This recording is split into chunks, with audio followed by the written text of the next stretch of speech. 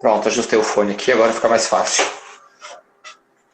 Bom, como eu estava dizendo, estudamos juntos, né, na Sim. graduação, e eu sempre costumo brincar que se eu tiver um Diogo, um filho na vida, tem que ser um Diogo.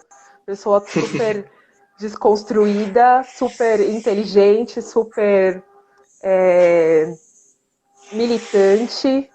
Então, eu sempre costumo brincar que tem que ser um Diogo da vida, senão eu não quero esse filho, pelo amor de Deus. Tem que ser assim, todo desconstruído. Obrigado pelo carinho, tá. E é um Imagina. prazer estar aqui conversando com você, né? Depois de tanto tempo. Faz um tempo que a gente não se encontra pessoalmente. A gente está até para marcar um café, né? Para conversar um Nossa, pouco, desde 2017. sim, como tá a vida. E acho que é também um momento importante para a gente conversar um pouquinho, se atualizar, ver como é que cada um está fazendo na sua área. Então, obrigado pelo Sim, carinho, obrigado pelo convite. imagina, imagina. E Tô vamos lá super conversar. ansiosa para esse encontro também.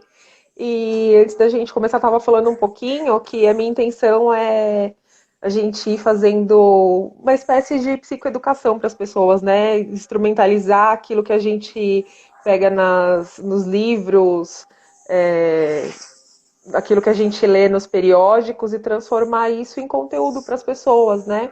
Por mais que as pessoas que vão ver esse vídeo não tenha esse cunho, né, de aprendizado da psicologia, mas eu acho interessante a gente deixar alguns recados, alguns recursos para as pessoas, né? E por isso que eu fui atrás de amigos, de companheiros, de pessoas que eu conheço da caminhada, né, tanto na faculdade, tanto pessoas que estudaram comigo, quanto outras pessoas que eu fui conhecendo aí ao longo do caminho para somar nesses bate-papos. Você não podia ficar de fora, né? É verdade, acho que tudo que a gente vivenciou na graduação foi muito rico, né? Tanto na Sim, formação profissional quanto na pessoal também. Então, acho que é um momento de troca e acho que é um momento que a gente pode ajudar também outras pessoas, né? Com sim. essas informações que a gente tem a trazer, o que a gente tem feito, né, durante essa pandemia também com as pessoas. E também vou apresentar um pouquinho o que eu estou fazendo da vida, né? Sim, por favor. O que eu estou fazendo desse meu trabalho. Mas aí você vai me conduzindo, você vê que eu estou falando muito, você vai direcionando a conversa, fica tranquilo, fica à Pode vontade. deixar. Já de começo, já quero te fazer uma pergunta. Que a gente conversou sobre isso, mas eu acho legal a gente repassar. A psicologia pode ser política, Diogo? Olha, essa é uma pergunta que eu me perguntei durante o meu processo de formação, né? E acho que até hoje muitos psicólogos se perguntam, né, se a psicologia se ela pode ser política, se não pode, e o que é ser político, o que não é. Uhum, Então acho que é muito importante. A psicologia ela pode sim ser política. E por quê, né? Na verdade, a psicologia, quando ela surge com esse mito de que né, da profissão. E ao longo da história, se incorporou essa prática do psicólogo, uma ideologia que a gente se baseia na neutralidade, né? E onde supostamente a gente tem que ser um sujeito neutro. Então a gente não tem, a gente não faz e os sujeitos das análises também. E ao mesmo tempo que foi alimentado esse mito da neutralidade científica, é, a gente tem essa neutralidade resguardada, né? Então a gente busca essa prática como se não fosse humana e, portanto, política também.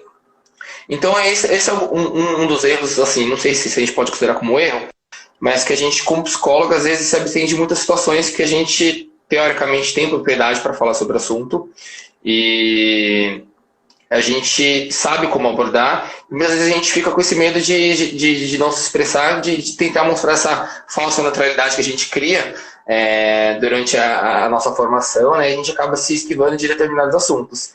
E a política é uma delas, né? É, então, ao longo da história da psicologia, tem a contradição, né? Que na prática clínica, a gente trabalha o sujeito, a sua individualidade, tudo, só que também a gente leva o contexto que ele está inserido, o contexto social, o contexto político que ele está inserido. Então, a gente deixa de pensar só no individual e no subjetivo, né? E começa a pensar no coletivo, né? E como aquele sujeito está interagindo no seu meio social. Então, assim, tudo é político, na verdade, né? As nossas relações profissionais, as nossas relações amorosas, as nossas relações com o trabalho.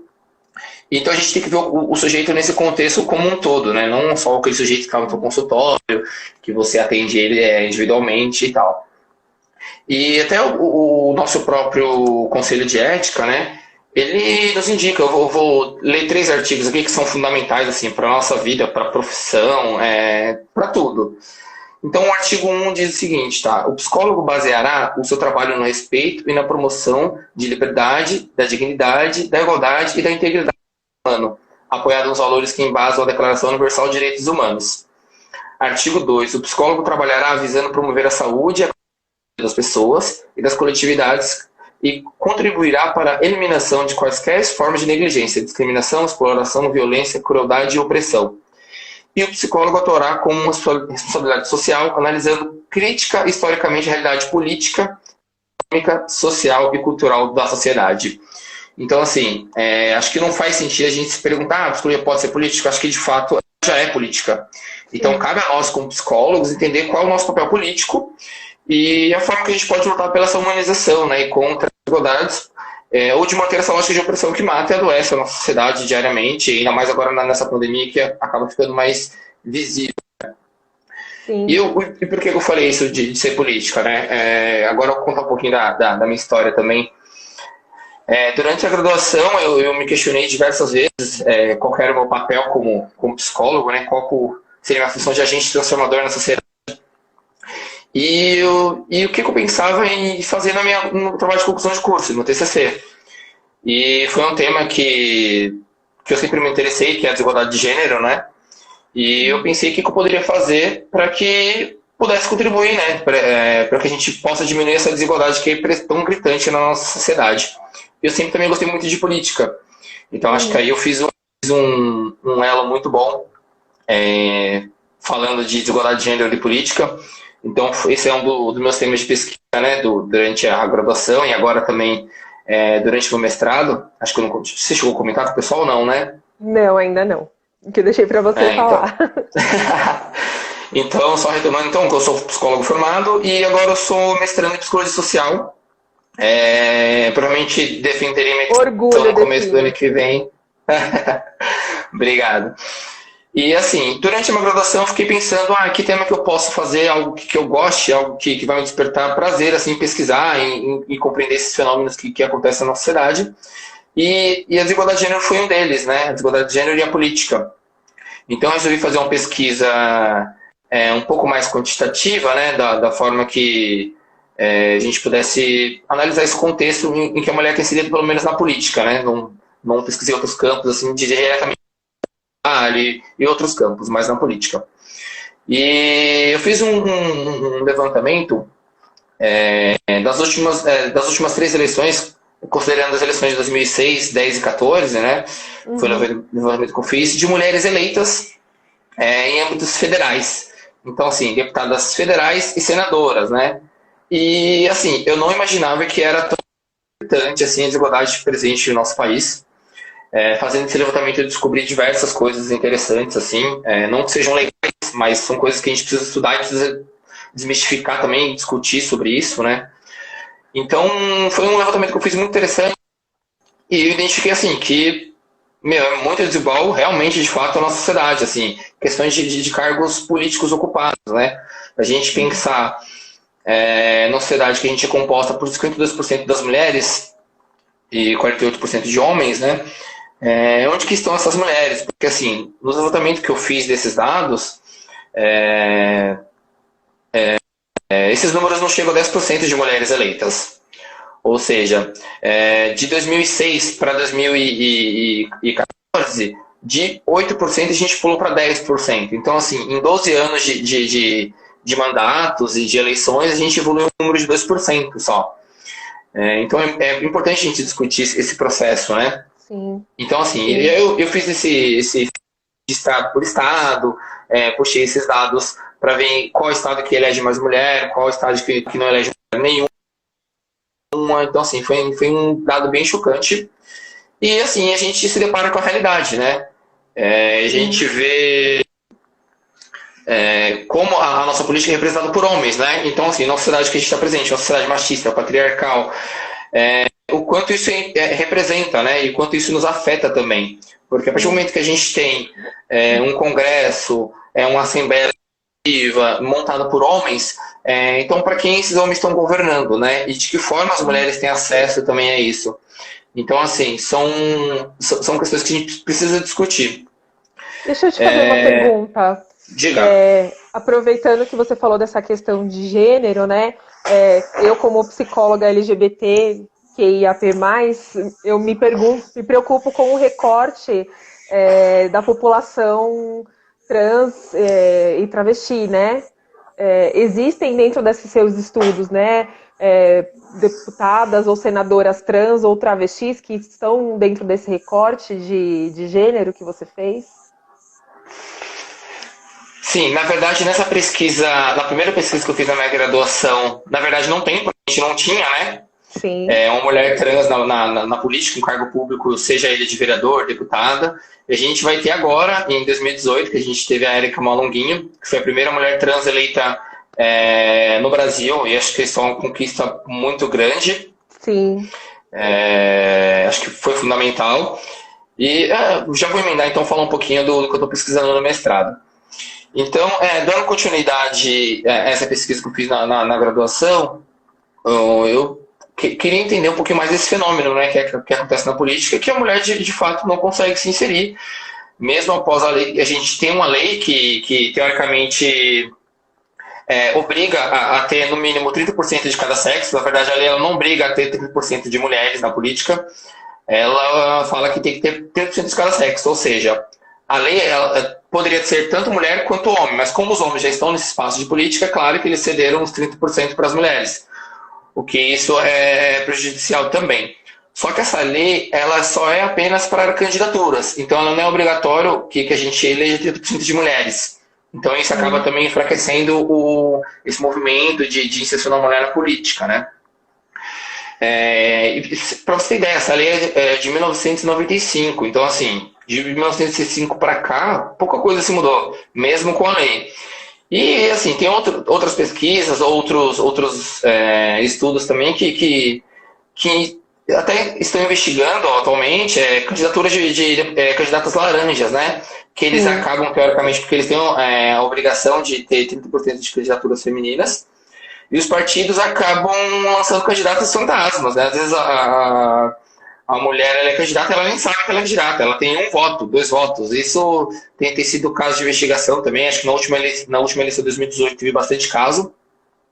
E é um assunto que a gente vem debatendo, né? Porque os partidos, teoricamente, eles deveriam repartir essa verba que eles recebem para candidaturas tanto para os homens quanto para as mulheres, mas assim, as verbas de financiamento de campanha não são iguais para as mulheres, é claro, geralmente elas ficam com uma parcela mínima, então isso acaba dificultando também o processo dela se inserir na política, né?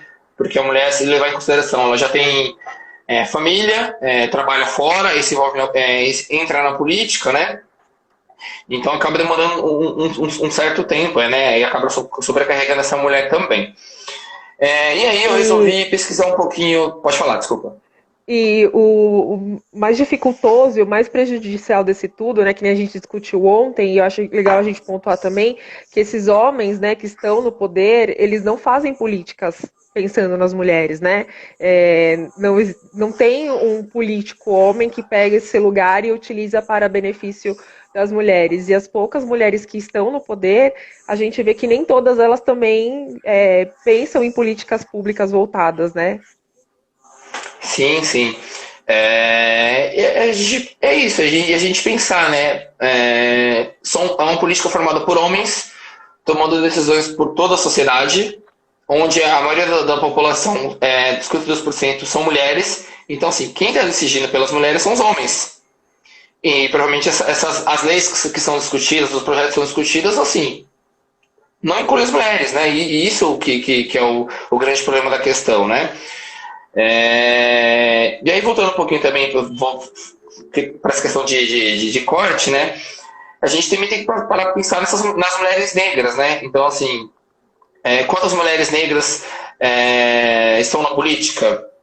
Assim, são poucas as mulheres. A gente tem, por exemplo, a Érica, voltando ao assunto, ela é negra, uma mulher trans.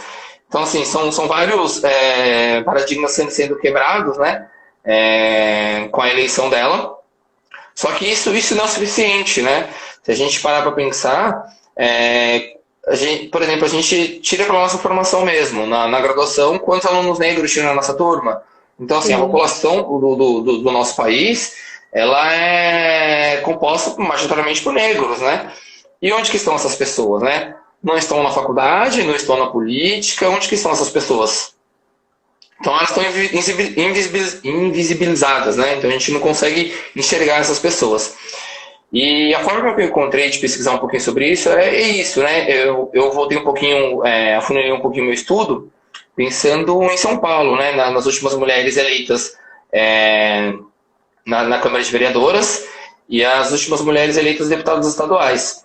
E uma coisa que é engraçada, que choca, assim, né? Porque a gente teve uma mulher trans eleita, a primeira mulher trans no país, e a gente teve a mulher mais votada também das eleições, que foi Janaína Pascoal.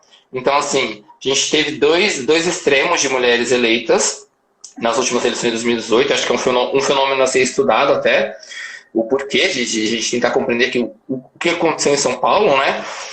E, assim, às vezes essas mulheres são eleitas. A gente vem acompanhando a deputada Janaína Pascoal também, e às vezes a ingressão dela na política, às vezes não acaba contribuindo tanto para as mulheres assim. Então a gente para pensar, as mulheres que estão se inserindo, quais são os papéis dela lá dentro na política, né? Ela de fato consegue exercer esse mandato que ela possui, de fato ela tem o apoio do próprio partido ou de outras colegas de trabalho também. Então, assim, são questões que a gente precisa ser discutidas, né? E é isso que eu vou tentar compreender com essas mulheres que foram eleitas, né? E é isso. São mulheres governando para homens, para empresários, para banqueiros. E, gente, aqui a gente não está no mérito esquerda-direita, tá? A gente está falando da realidade do momento atual. Eu acho importante deixar isso bem claro. Tem muitos colegas nossos da época da graduação aqui, muitos. Inclusive, Kênia diz que é mais de meia-noite lá em Portugal e ela está aqui acordadíssima para conversar com a gente.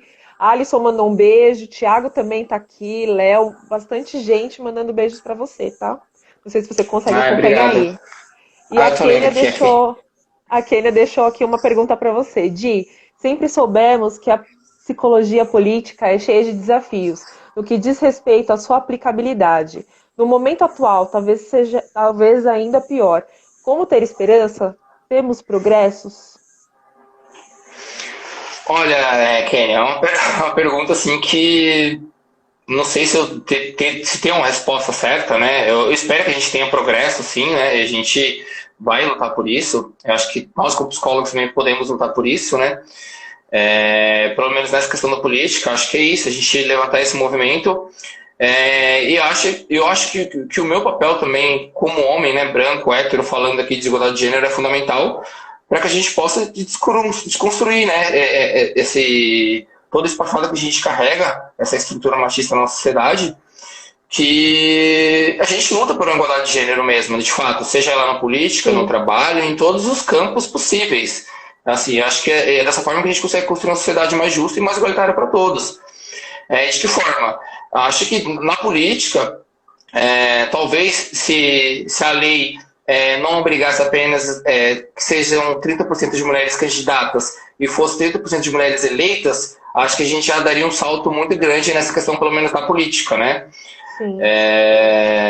Acho que seria já um caminho, então teriam mais mulheres na política e a gente teria pelo menos um outro panorama de ver, a mulher seria na política, de fato houve mudança, não houve mudança, mas para que isso aconteça, a gente precisa ter essa inserção, né? Então acho que um caminho de mudança seria esse. E claro, acho que tem outras alternativas também. A questão de a gente apoiar candidaturas femininas, né? Votar em mulher, acho que isso é importante também. Então não adianta a gente ficar nesse discurso de buscar igualdade de gênero e de repente nas eleições a gente não votar em nenhum candidato mulher. É claro, não estou falando para a gente votar na mulher apenas por ela ser mulher. A gente vai Senão a gente faz a mesma coisa do que a Janaína Pascoal. Exatamente. a gente conhece, a gente precisa conhecer o projeto dessa mulher e ver se realmente ela de fato ela está interessada em participar dessa mudança, né? De fato. Então acho que começa por aí, a gente mudança nessas leis de obrigatoriedade de eleição de 30% de mulheres, acho que seria um ótimo caminho, né? Isso passaria por um trâmite muito grande, porque, teoricamente, para aprovar essas leis, passaria por um congresso que é formado por homens. Então, não sei se esses homens, se eles aprovariam que fossem obrigados a ter 30% de mulheres eleitas. Então, assim, é uma caminhada muito grande, mas, assim, esses passos têm que ser dados e acho que a gente está no caminho. Pelo menos na última eleição de 2018, de 10% que a gente teve de 2014 para cá, a gente chegou a 13%. Então, assim, a mudança não é grande, mas assim, a gente percebe que está tendo essa caminhada. O número de mulheres candidatas tem aumentado muito, assim, a procura. Aí também, claro, é um fenômeno a ser buscado, uma pesquisa mais a fundo de entender se realmente as mulheres estão querendo participar da política, ou se os partidos estão usando o nome dessas mulheres como candidatas laranjas. Acho que isso é uma pesquisa mais a fundo que precisa ser feita, né? Mas que, de fato, sim, as mulheres estão ingressando mais na política e acho que isso é importante, né? Sim, a gente tem nomes hoje em dia, né, muito potentes, por exemplo, Samia Bonfim, Tabata Amaral, a própria Érica, que são mulheres que têm, né, aparecido cada vez mais, trazido cada vez mais pautas, né, não só pautas femininas, mas outras pautas importantes para populações são ditas minorias. E eu acho que talvez no futuro mais próximo a gente consiga ter essas mulheres como inspiração para que outras mulheres também tomem a coragem, né? A gente, óbvio, tem muito medo de violência, né, de ameaças, etc. Mas talvez essas mulheres inspirem outras mulheres a terem tomar o lugar de fala e ir adiante com outros projetos, né? Sim, sim, é totalmente compreensível. Não, realmente não é fácil a mulher tá nesse ambiente da política, até pela opressão que ela sofre. Eu participei de um evento no ano passado na Câmara de São Paulo, e onde o evento falava sobre isso, né? Violência contra a mulher quando ela está inserida já no campo da política, né? Então a própria vereadora, a Juliana Cardoso, a vereadora do PT, ela fez um relato que um cara parava o carro de som em frente à Assembleia, enquanto ela estava trabalhando com o carro de som, e ficava xingando ela de vários nomes possíveis, ameaçando ela de diversas formas. E o quanto isso é surreal, né? Então, o simples fato de uma mulher estar inserida na política, o quanto incomoda essas pessoas, nós homens, né? Então, isso que a gente precisa desconstruir e reafirmar o quanto é importante essas mulheres estarem inseridas. A Érica também, já ouvi relatos dela na Câmara também, que de diversas formas já tentaram silenciá-la, né? Seja por ameaça também, seja pelo simples fato de desligar o microfone enquanto ela está discursando na Câmara, o quanto eles tentam invisibilizar essa mulher, enquanto preta, trans, mulher inserida na política, ela não tem voz de fala. E a gente acompanha, né? Sigo a Érica, a gente acompanha o trabalho dela. Cara, é muito importante o que ela faz pela população de rua, pela população LGBT, então é importantíssimo. Assim, são passos que a gente vem dando aos pouquinhos, mas assim, é necessário, né? Sim. Para quem acompanhou, né,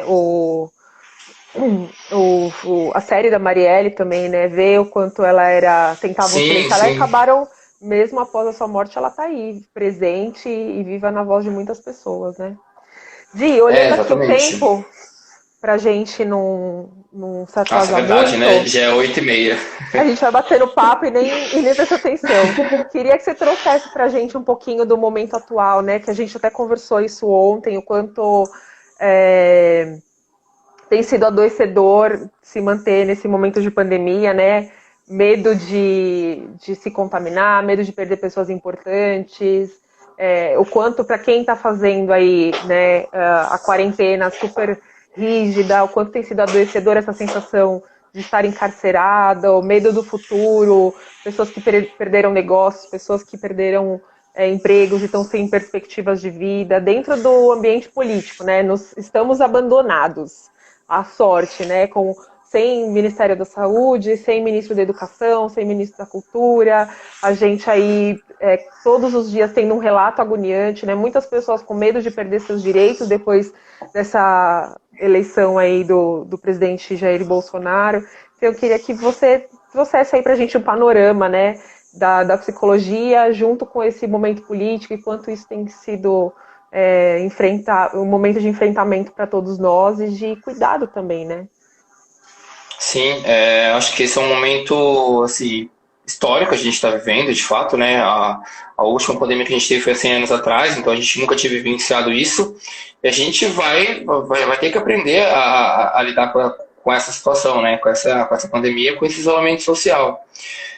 O que a gente esperava é que o governo tivesse uma postura, pelo menos, mais técnica, mais científica, né? Ao enfrentamento da pandemia. Acho que isso colaboraria muito na questão para a gente tentar diminuir os casos aqui no país e o número de mortes.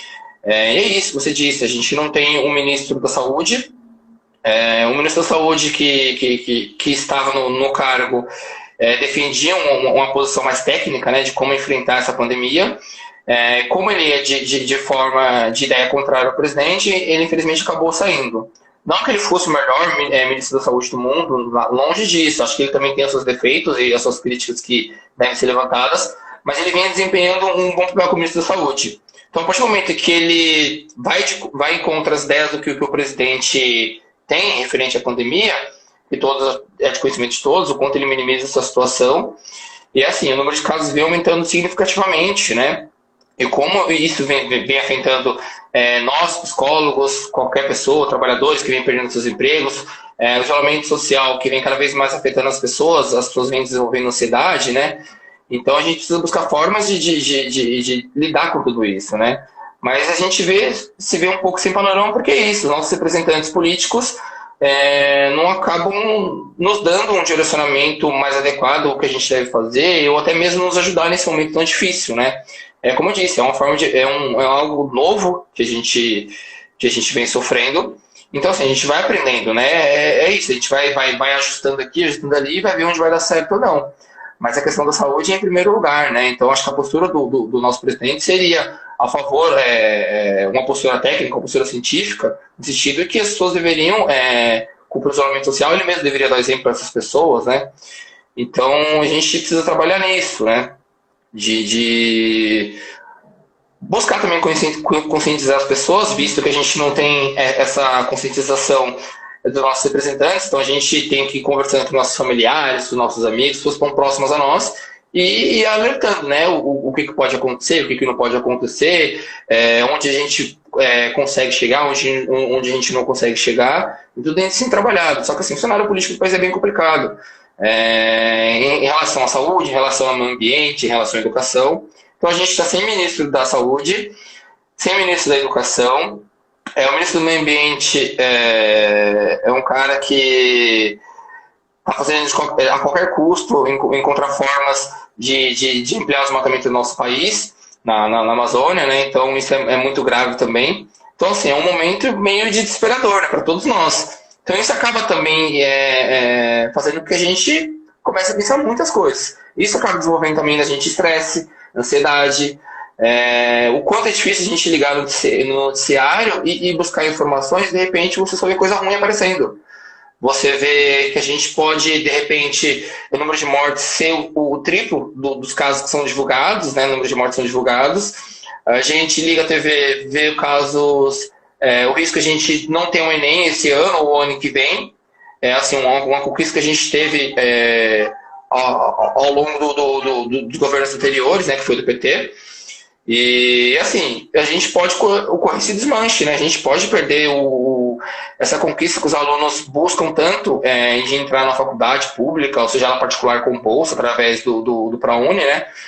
E acabando o Enem, acabam esses sonhos também, né? Então a gente precisa encontrar formas de lidar com tudo isso, né? E como que a gente, como psicólogo, tem a contribuir com essa situação, mesmo que a gente tenha afetado, a gente tem um preparo um pouco maior, né, para lidar com tudo isso. Então a gente tem essa missão de ajudar essas pessoas que estão precisando nesse momento, né? E como que a gente pode fazer isso com o psicólogo, né? Seja a gente conversando comigo, seja passando recado, pode contar comigo porque precisar, se precisar de qualquer coisa pode me ligar. A forma de conscientização das pessoas, acho que isso é muito, muito importante, né, nesse momento. E a gente buscar também estratégia de autocuidado, né? Fisicamente, mentalmente também. Eu sei que não é fácil, a gente está conversando aqui, você está na sua casa, eu estou na minha, a gente teoricamente tem um conforto, tem a oportunidade de estar conversando, mas a gente entende que grande parte da população não tem esse privilégio, a gente é privilegiado nesse sentido. Tem pessoas que não puderam ficar em casa, né? Tem que trabalhar, e eu acho válido também.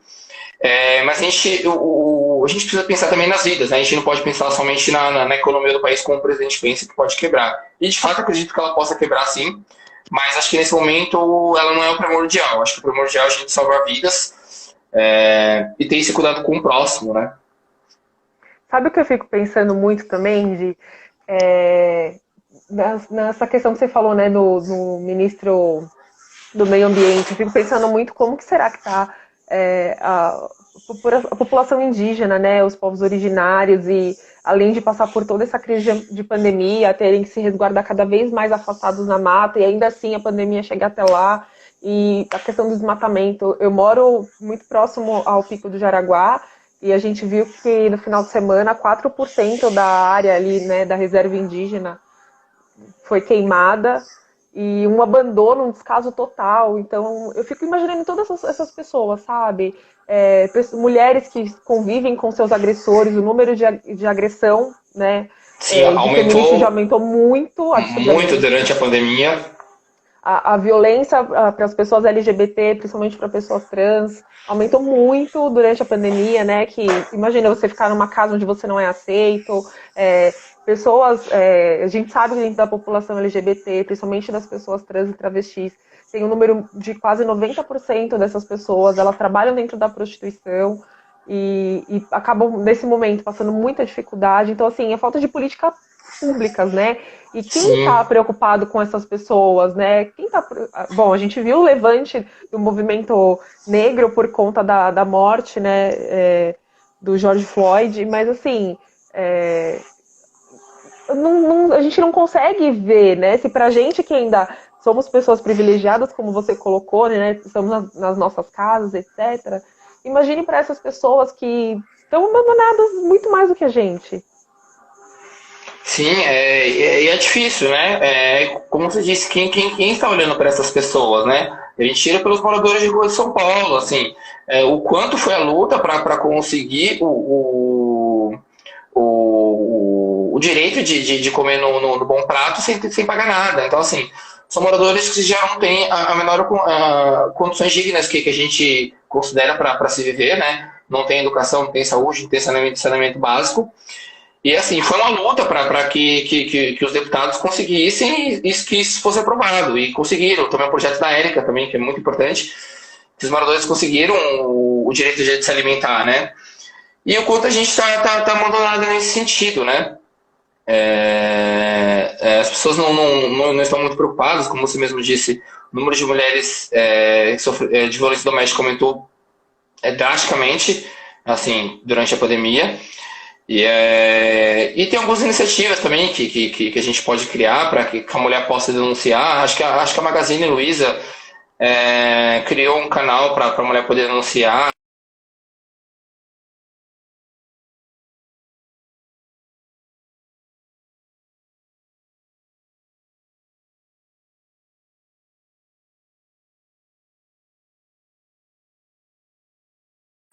Você também travou aí? Oi? Oi, tá me ouvindo? Agora sim, acho que deu uma travadinha, mas já voltou. Você chegou a ouvir o que eu falei ou não? Parou onde o Magazine Luiza havia feito um canal também para denunciar. Ah, sim. Então, ela teve essa iniciativa, né? E é isso, a gente tem que pensar em iniciativas que a gente possa contribuir com o outro, né? Se os nossos políticos não estão preocupados com isso, acho que a gente tem esse papel fundamental de contribuir com essas mudanças. Sim. Pessoal se manifestando aqui, Mari também está aqui com a gente. A Kênia diz que o sentimento dela é como o meu, né? Como que eu disse, de abandono. E o Alisson escreveu assim: você sente um processo da psicologia dentro desse campo político? Um progresso, desculpa. da psicologia dentro desse campo político? Então, acho que acho que ele quis dizer referente à pandemia, né? Se a Sim, gente, se a gente teve um progresso. Eu acho que é muito cedo para falar, né? Eu acho que a gente só vai ter que conseguir ter essa perspectiva um pouco mais para frente, como eu disse no começo. Muitos psicólogos ainda têm esse medo de se posicionar, né? Então isso acaba avançando até o próprio progresso da psicologia. O quanto a gente fica pensando naquela ideia de clínica tradicional, o quanto a gente pensa no sujeito em si, e a gente não pensa no sujeito como uma interação social, né? Em todos os contextos que ele está inserido. Então a gente, como psicólogo, tem essa missão de levar a psicologia para todo mundo, né? Então acho que é algo a ser trabalhado ainda. Acho que durante a pandemia acho que não teve tanto progresso assim, mas eu vi bastante profissional também se expondo a atender essas pessoas, então acho que é uma ótima iniciativa, mas a gente precisa se discutir mais sobre isso, né? sim. Até a própria formação do psicólogo também precisa ser discutida nas graduações. Os psicólogos estão sendo formados, enfim, são assuntos mais Sim. delicados também. A gente acaba não tendo também tanto material, né? É, tanta produção em torno de algumas minorias, né? A gente acaba não discutindo tanto dentro da graduação. E o que o CRP, do meu ponto de vista, aí para contribuir com o seu discurso, trouxe de progresso foi essa questão de liberar o acesso online para o atendimento das pessoas, para todo mundo, que antes eles faziam uma revisão aí da atuação do psicólogo para poder liberar, demorava um tempo para essa análise e tal, e isso eles fizeram a liberação a toque de caixa, você só se cadastrar e tá tudo certo. Mas assim, ao mesmo tempo a gente não tem outros respaldos, né? Do tipo, vamos nos instrumentalizar para esse tipo de atendimento, como que a gente faz para divulgar que a gente está trabalhando, né? São poucos os psicólogos que têm aí uma agenda um pouco mais disponível para atender voluntário, né? A maioria está super lotado de atendimento. A nossa profissão não tem, assim, uma disputa, né, de concorrência, porque tem muito mais pessoas doentes do que psicólogos disponíveis para atender essas pessoas. E a maioria dos psicólogos que estão atendendo de forma clínica, então, assim, super lotado de atendimento, acaba não tendo espaço para um voluntário, etc. E nesse sentido a gente não consegue avançar muito mais, né? A formação já está muito precária. As Sim, acho. universidades hoje em dia estão liberando psicólogo, assim, é só passar e tá tudo bem, gente. E a gente acaba não se formando, tendo embasamento teórico para atender politicamente essas pessoas também. Sim, acho que tem o caso dos professores da Uninove essa semana que teve uma repercussão nacional, né? Que eles demitiram, acho que mais de 20 professores da área da psicologia e vão Sim, substituir por aulas EAD, né? Enquanto isso é prejudicial para a própria formação do aluno, né? sim. Então, assim, cada vez mais a gente precisa discutir essa formação do psicólogo, né? A gente está Sim. formando psicólogo para quê e para quem? Para Acho que quem? foi Para uma as das elites, né? Como a gente perguntas. falava na graduação. O professor É Adalberto isso. Botarelli falava muito bem. A psicologia ainda é uma profissão de elite, né? Só quem pode pagar e tem acesso. Mas assim, aquela pessoa lá da favela que apanha do marido, tem 5 filhos para criar, semi-analfabeta, ela não precisa fazer terapia, ela não tem depressão, não tem transtorno de ansiedade, não tem toque, não tem alguma fobia. Essa pessoa não passa pelo atendimento. Sim, O sim. Ricardo colocou aqui: psicologia política promove inclusão, cidadania. O ser é político e as profissões também devem ser. Fico feliz com a pauta. A Mari colocou: para os Sim, governos, tudo bem preto e pobre morrer. Na Brasilândia, por exemplo, muitos casos de mortes em um contraste gritante com as regiões mais ricas.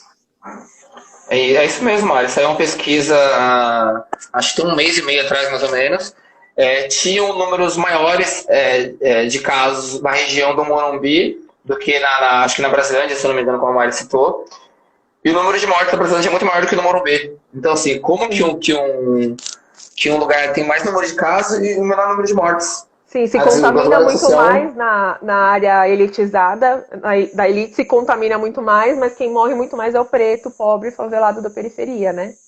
E Sim, ontem a gente sim. conversou uma coisa que eu achei super interessante, né? Essa visão de que no Brasil, em média, 80% das pessoas vão se contaminar pelo coronavírus. E, invariavelmente, nós vamos nos contaminar em algum momento. Só que quem vai morrer e quem vai sobreviver?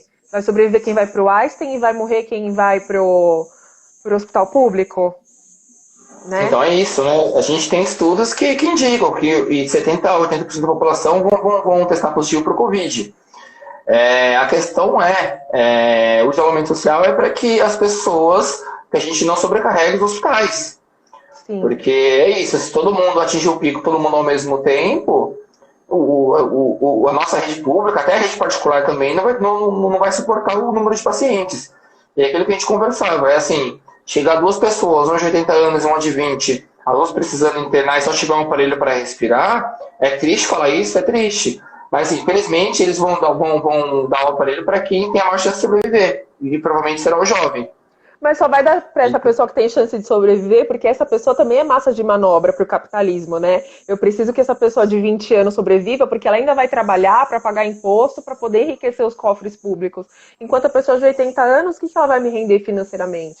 Exatamente. E é isso, crítica atrás de crítica. A gente precisa criticar também o capitalismo. Assim, se a gente não começar a criticar e começar a pensar um pouco fora da caixinha, a gente não consegue avançar, entendeu? Sim. A Kênia colocou aqui, neste ponto, eu acho que a psicologia se mostrou muito disponível no Brasil durante esse período. Na Europa se falou em tanto, mas psicologia não foi discutida.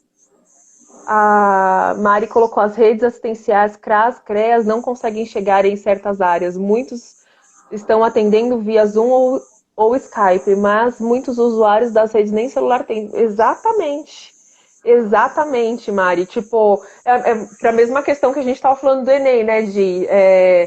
A gente acha assim, vamos manter o Enem? Vamos, mas para quem passar nesse Enem? Para quem ter acesso à universidade pública? Porque a pessoa da periferia mal tem dinheiro para ter um celular que tenha acesso à internet. Quando tem que colocar crédito para ter 3G e etc.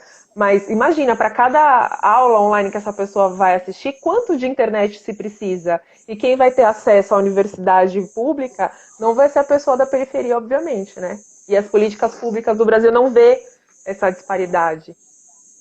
Então, saiu até uma matéria, acho que uns 2 dias mais ou menos, de que uma mãe, acho que ela tinha 4 ou 5 filhos e ela era um único celular apenas para as crianças assistirem as aulas. Então, assim, de que forma essas crianças também estão aprendendo, né? A qualidade e que condições também ela tem. Então, assim, é um mundo muito desigual, realmente. E as pessoas que têm acesso, têm esse privilégio, querendo ou não, vão estar muito à frente. Então, assim, a ideia de adiar o Enem foi algo uma luta também dos estudantes, para que a gente pudesse tentar tornar mais justa, né, esse processo de seleção. Mesmo adiando, acho que não tem como ser igualitário para todo mundo, porque as aulas não é a mesma coisa, as pessoas não têm a mesma estrutura, o aluno às vezes não tem um computador, ele está pelo celular, talvez seja ruim. Então, assim, são muitos fatores que a gente pode observar durante esse processo, né? Antes O de Thiago ler a mandou uma pergunta pergunta aqui, aqui, né? antes de ler a pergunta do Thiago, eu queria reforçar para você que eu continuo acreditando que todas essas pautas elas são altamente adoecedoras. E para mim, assim como eu até conversei com a Kênia na live dela e conversei informalmente com o Alisson, e eu quero voltar a falar isso quando a gente for falar na live do sábado, todas essas questões, essas pautas são tão adoecedoras que o suicídio inconsciente, para mim, é um número alto. Obviamente, acredito que nem todas as pessoas elas se colocam à disposição do coronavírus, se expõem ao coronavírus de forma desejando pegar. Mas muitas delas estão tão à sorte que, assim, morrer de fome ou morrer de coronavírus, não importa, já estou sem perspectiva nenhuma, que nem essa pessoa, né? Eu tenho um celular para 5 filhos assistir aula, não tem como escolher um deles. Né? Então, assim, preciso sair para trabalhar, eu vou trabalhar ou vou morrer de fome, sabe? E E é acaba não isso deixando de aí. ser um suicídio inconsciente, as pessoas não estão ligando para morrer, essa que é a questão. E é isso, a pessoa entra e morre de fome e pegar Covid, infelizmente ela vai optar por pegar Covid, sair eu vou trabalhar, e acho que que também é um direito dela, né? De ela buscar esse Sim. sustento. A gente entende que realmente tem pessoas que não têm a opção de ficar em casa, tem que trabalhar para sustentar os filhos, a família, então isso é importante. O Thiago escreveu aqui para você. De acordo com a sua visão, qual será a contribuição ou legado que a psicologia política deixará em curto e longo prazo para a população, no que diz respeito à pandemia? E a Kênia acha que Legal a pergunta, hein? nosso papo vai longe e se a gente vai fazer outra live. Depois você responde isso. Primeiro, Thiago. Primeiramente, Thiago, cara, um abraço. Quanto tempo, né? Desde a graduação a gente não se fala. É um prazer ter você aqui participando com a gente. Acho que é enriquecedor. Você é um cara também que adorava essas discussões da graduação, então é sempre bem-vindo. Então, Thiago, eu acho que é tudo muito recente, né? Tem pesquisas sendo feitas no campo da psicologia política já. No próprio grupo de pesquisa, a gente está elaborando pesquisa referente a isso, referente à pandemia. Eu acho que a longo prazo a gente vai, pelo menos analisando a forma como os nossos governantes lidaram com a pandemia, talvez a gente repense um pouco melhor na hora do nosso voto. Acho que isso vai ser uma das consequências. Eu ainda aposto que existe uma mudança de economia aí para contribuir, viu? Eu acho que nesse momento da gente repensar, né? E aí eu acho que talvez você possa explanar um pouquinho melhor nesse sentido. Eu acho que nesse momento de repensar a gente vai entender que o capitalismo talvez não seja mais, talvez não para os próximos a curto prazo, mas talvez a médio prazo a gente já tenha uma mudança aí. De repensar o nosso sistema capitalista, né? O quanto ele é falho e o quanto ele mais já não se sustenta. Então, ele assim, pro capitalismo. Né? Exatamente. Mas assim, pro capitalismo funcionar, alguém tem que ganhar, alguém tem que perder. Então a gente está percebendo que esse sistema já não dá mais certo. Então a gente precisa pensar outras alternativas. E acho que a pandemia deixou isso bem claro para a gente, o quanto a desigualdade é gritante, o quanto isso interfere em nossas vidas, né? Então a gente precisa pensar em outros meios de produção também. Só voltando à questão do governante, eu acho que a gente pensar também na forma como nossos governantes, que a gente acreditou que eles seriam uma boa opção para o nosso país, isso seja ele como prefeito, vereador, presidente, deputado, enfim, seja qual for o cargo. Eu acho que se a gente vota numa pessoa, a gente espera que ao menos ela tenha a capacidade de nos direcionar nesse momento tão crítico, né? E alguns não fizeram isso, então acho que é importante, acho que vão fazer as pessoas repensarem também, como algumas pessoas já estão arrependidas de terem votado no atual presidente. Então acho que a pandemia, a psicologia política vai pensar nisso, né? Vai pesquisar sobre isso. Acho que a pesquisa a longo prazo vai ser essa. Certo. Ele te mandou um abração. Que legal. Milagre termos ele aqui, tô feliz também, super feliz. A Mari também. A gente estava falando também aí sobre um pouquinho o quanto, nesse ponto, né, falando especificamente de São Paulo, o nosso governo, que tanto criticou as atitudes federais, ela se assemelha nesse sentido quando ela volta com as reaberturas e acaba esquecendo da população, né? Ela foca na economia e acaba esquecendo da população. Acredito eu que talvez vamos chegar muito próximo aí do Brasil ser o país, ou um dos primeiros países com mais número de contaminação e morte aí por Covid, né? E falando nesses 70%, 80% que ainda teremos de total de população brasileira contaminada, como que você acha que isso cria impacto para as pessoas, né? Principalmente aqui em São Paulo? Só complementando o que você disse, tá? Teve uma pesquisa que saiu também recentemente, a pesquisa atrás de pesquisa, né? Então a gente vai se basear nas pesquisas que vão sendo feitas. Menino de ouro da Quênia. Eu espero que essa pesquisa esteja errada de coração, porque estima-se que no final de julho a gente ultrapassa o número de mortes dos Estados Unidos. Então, se a gente continuar no ritmo que está, né? A gente vai acabar ultrapassando o número de casos de lá. Então, reforçar o quanto é importante o isolamento. E o quanto isso também impacta, né, nos nossos trabalhos, a forma que a gente precisa se virar, né, digamos assim, para sobreviver em frente à pandemia, né? E o quanto isso também vai impactar, por exemplo, nas economias. Muitas empresas estão demitindo seus funcionários,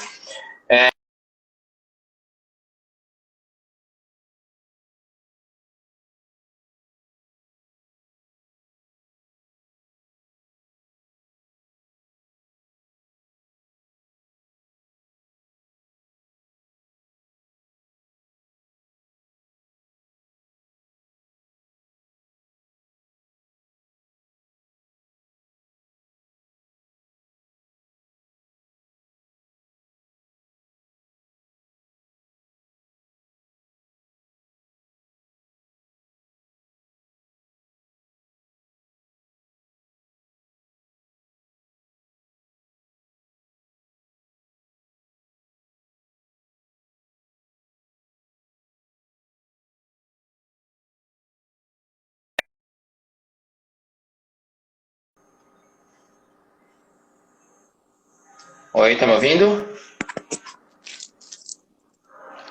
Acho que caiu um pouquinho a conexão, a sua imagem está congelada para mim. Bom, mas eu tô aqui, pode continuar. Tô te ouvindo, pelo menos. Hein, tá me ouvindo? Tô te ouvindo.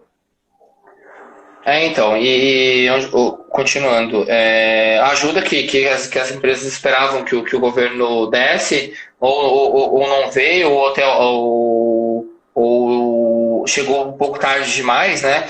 Então isso acabou que as empresas mandou muitos funcionários embora. E aí, a gente precisa pensar de como agora a gente vai conseguir estruturar tudo isso, né? Sim. Alô, tá me ouvindo? Tô te ouvindo super bem, pode continuar. Tá.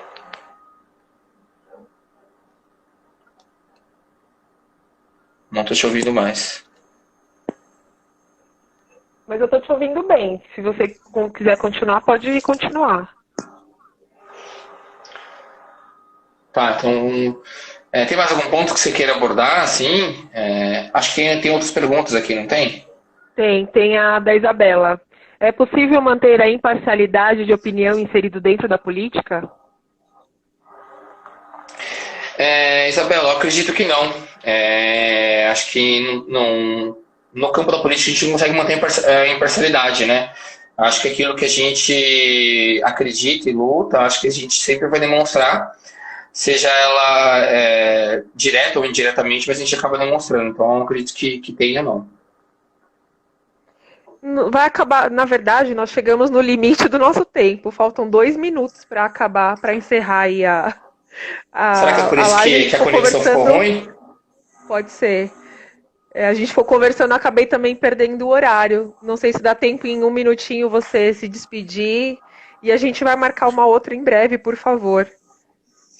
Ah, sim. Não, eu imaginei, o Instagram acho que só permite 1 hora, né? Mas Sim. fica aqui o agradecimento imenso de ter conversado com você, de ter contribuído de alguma forma para esse projeto muito bacana que você vem desenvolvendo, de conversar com diversos profissionais de diversas Nada. áreas. Acho que isso é enriquecedor para a sua formação, para mim, para todo mundo que está assistindo, para nós psicólogos, né, como um todo, né? Então, acho isso muito enriquecedor e parabéns pela iniciativa, pelos atendimentos que você vem Obrigada, eu prestando que também, acho agradeço. muito bacana. Parabéns de verdade. E assim, se quiser marcar outra, a gente marca, a gente conversa mais um pouco, aprofunda um pouco mais sobre esse assunto. Vamos sim. Gente, obrigada para todo mundo que está aqui. Amei encontrar a galera da faculdade. Né? César está aqui, olha que legal. Ah, que A bacana. Mari disse que está arrependida de não ter visto as outras. Muito bom, parabéns, gente. Obrigada. E obrigada mais uma Muito vez. A gente se obrigado. fala, a gente marca outra em breve, tá bom? Gente, um Maravilha, muito beijo, até obrigado. a Eu que agradeço pelo próxima. convite. Um beijo. Boa noite. Tchau, tchau.